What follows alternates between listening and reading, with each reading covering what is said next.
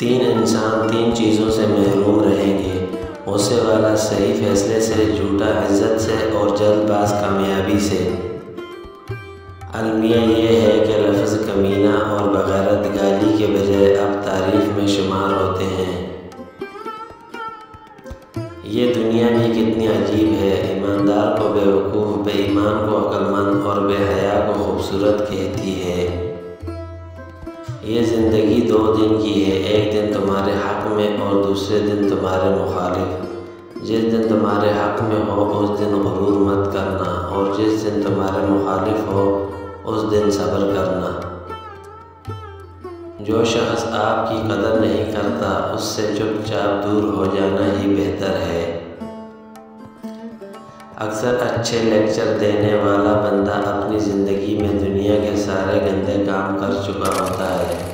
زندگی میں خود کو کبھی کسی انسان کا عادی مت بنانا، کیونکہ انسان بہت خود غرض ہے۔ جب آپ کو پسند کرتا ہے تو آپ کی برائی بھول جاتا ہے، اور جب آپ سے نفرت کرتا ہے تو آپ کی اچھائی بھول جاتا ہے۔ جس زمین پر بارش نہ ہو وہاں کی فصلیں برباد ہو جاتی ہیں، اور جس گھر میں دین نہ ہو وہاں کی نسلیں برباد ہو جاتی ہیں۔ جب تمہاری مشکلات حد سے بڑھنے لگے تو سمجھ لو کہ اللہ تمہیں کوئی بلند مقام دینے والا ہے۔ معافی مانگنا یہ ظاہر نہیں کرتا کہ آپ غلط اور دوسرا صحیح ہے، بلکہ یہ ظاہر کرتا ہے کہ آپ کے رشتے کی اہمیت آپ کی انا سے بڑھ کر ہے۔